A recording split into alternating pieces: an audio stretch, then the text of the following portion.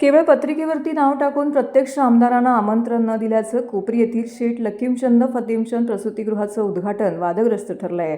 उद्घाटनानंतर आमदार संजय केळकर यांनी पाहणी करताना या प्रसूतिगृहाला कोणतीही कमतरता भासणार नाही यासाठी प्रयत्न करू असं सांगत प्रसंगी CSR फंड सामाजिक संस्थांचे योगदान मिळवू अशी माहिती दिली आहे। कोपरी येथील शेठ लकीमचंद फतीमचंद प्रसूतिगृहाचं उद्घाटन घाईघाईने आटोपण्यात आलं। या उद्घाटनानंतर आमदार संजय केळकर यांनी प्रसूतिगृहाची पदाधिकाऱ्यांसोबत पाहणी केली। यावेळी राजेश गाडे, कृष्णा भुजबळ, अमरीश ठाणेकर, विद्या कदम उपस्थित होते। यावेळी माध्यमांशी बोलताना केळकर म्हणाले की या प्रसूतिगृहाला 8 महिन्यांपूर्वी भेट दिली होती। त्यावेळी इन्क्युबेटर धुळखात पडून होते। नवजात अतिदक्षता विभाग सुसज्ज नसताना पूर्वी उद्घाटन करण्यात आलं होतं। हा कक्ष सुसज्ज होण्यासाठी तब्बल वर्ष लागले। काही महिन्यांपूर्वी खासगी नवजात अतिदक्षता विभागात दिवसाला 15,000 रुपये आकारले जात होते। महापालिकेचे प्रसूतिगृह बंद असल्याने कोपरीवासियांना नाईलाजाने खासगी रुग्णालयामध्ये जावं लागत होतं। त्यामुळे महापालिकेने कोणत्या कामाला प्राधान्य द्यायला हवे हे ठरवून शेठ लकीमचंद फतीमचंद प्रसूतिगृह तातडीने सुसज्ज करायला हवे होते, अशा शब्दात केळकर यांनी प्रशासनाचे कान टोचले। प्रसूतिगृहाचे घाईघाईने उद्घाटन झाले असले तरी कोपरीकरांसाठी हे वरदान ठरणार आहे। त्यामुळे येथे कोणत्याही साहित्याची वा सेवेची कमतरता पडणार नाही यासाठी आम्ही प्रयत्नशील राहू। प्रसंगी CSR फंड आणि सामाजिक संस्थांची देखील मदत घेऊ असं देखील केळकर यांनी स्पष्ट केलं आहे। SNCUचं युनिट याच्या संबंधामध्ये कालच मी विधिमंडळामध्ये मांडलं होतं आणि या कोपरीच्या केंद्राला मी 8 महिन्यापूर्वी देखील भेट दिली होती। या ठिकाणी जवळजवळ त्यावेळेला मला वाटते 20 एक इन्क्युबेटर या ठिकाणी उपलब्ध होते, पण ते धूळ खात पडले होते आणि हे सगळं पूर्ण करायला यांना वर्ष लागलं आणि ते सुद्धा आता इतक्या घाईघाईमध्ये त्यांनी उद्घाटन केलं की पत्रिकेत नावं आहेत पण लोकांना माहिती नाही, अशा प्रकारचं त्यांनी घाईगर्दीमध्ये या ठिकाणी केलं।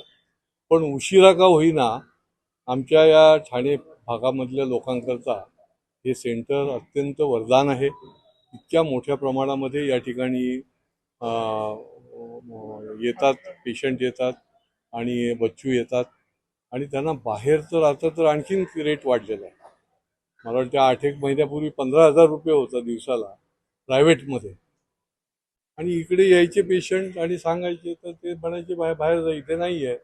लोकांना वाटत होतं की इथे झालेलं आहे आणि प्रत्यक्षात नव्हतं आणि त्याच्यामुळे महापालिकेने कुठल्या गोष्टीला प्रेफरन्स द्यायला पाहिजे, कुठल्या गोष्टीला नको द्यायला, हे यांचं नियोजन शून्यपणा आहे। एवढं अत्यंत महत्त्वाचं की ज्या सेंटरमध्ये फार मोठी गर्दी होते असं हे सेंटर देखील या ठिकाणी उशिरा 1 वर्ष उशिरा दिरंगाई केली।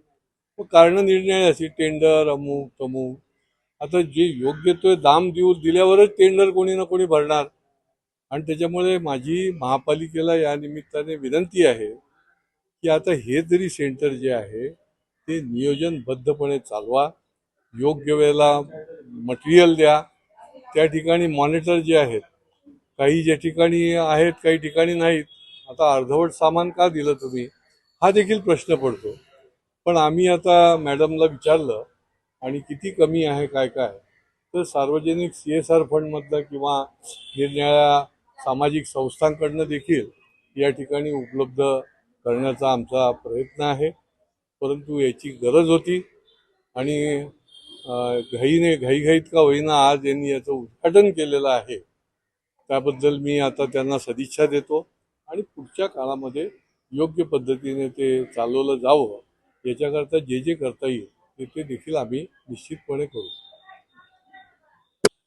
यांची ही पद्धत पहिल्यापासूनची आहे का नाव टाकतात पण निमंत्रणच देत नाही आणि मग संबंधित आमचे दोन्ही आमदार जे आहेत आणि त्यांना जर ते निमंत्रण जर पोचलं नाही आणि मग ते कसे काय कार्यक्रमाला येणार आणि हे डायरेक्टली त्यांना त्यांचं वैयक्तिक जर करायचं असलं तर तो त्यांचा वैयक्तिकच होतो त्यांचा विषय।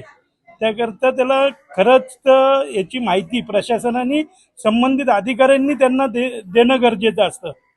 हा वैयक्तिक कुठल्या याचा परिवाराचा कार्यक्रम नसतो। युतीचा धर्म पाळणं हा सगळ्यांना मान्य आहे, पण काय आता नवी मुंबईच्या धर्तीवरच पकडा ना, नवी मुंबईला त्यांच्या म्हणजे निमंत्रण पत्रिकेवर त्यांच्या नेत्यांची नावं नाही दिली म्हणून ते लोकांनी कार्यकर्त्यांनी तिकडे भडकून आंदोलन केलं, हे केलं ते केलं. पण आमचे आमदार म्हणजे सन्माननीय केळकर साहेब, निरंजन साहेब हे आम्हाला नेहमी सांगतात की नीतीचा धर्म पाळावा, पण आमचं पण कुठेतरी त्याच्यामध्ये लिमिट आहे. आणि हे दरवेळी हे लोक असंच करतात की आमच्या नेत्यांची नावच देत नाही. ही दुसरी का तिसरी वेळ आहे. म्हणून आम्हाला यांना एक सांगणं असं गरजेचं आहे की युतीचा धर्म तुम्ही पण पाळा आणि आमच्या नेत्यांची नावं तुम्ही नेहमीप्रमाणे द्यावी आणि त्यांना निमंत्रित करावे. बस हीच आमची इच्छा आहे. हो, पत्रिकेतच नाव आहे, पण आमचे दोन्ही आमदार म्हणजे केळकर साहेब आहेत, निरंजन साहेब यांना हे कळवण्यातच आलेलं नाहीये.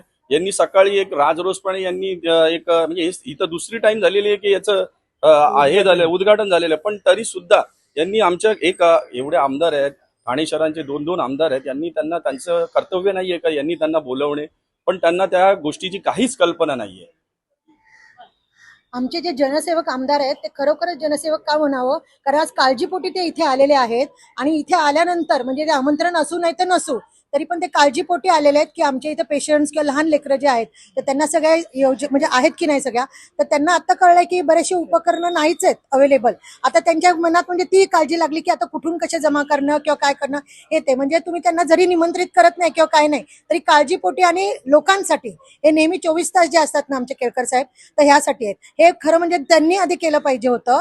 आपण म्हणजे उद्घाटन करतो तर त्याच्यानंतर केळकर साहेब येऊन आता बघतायत की कसे आम्हाला म्हणजे उपकरणं कसे जमवायचे आणि कसं बच्चू लोकांचं किंवा काय सगळं व्यवस्थित होईल.